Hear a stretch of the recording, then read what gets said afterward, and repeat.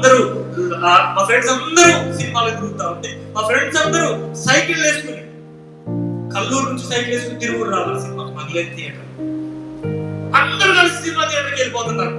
నేను ఒక్కడిని బైబిల్ పట్టుకుని వాళ్ళకి ఎదురుగా సైకిల్ వేసుకుని వెళ్ళేవాడిని. వాళ్ళేమందరూ కల్లూరు నుంచి అటు రోడ్డు మీదుగా తిరుగురు వస్తుంటే నేను వాళ్ళకి ఎదురు వెళ్ళేవాడిని.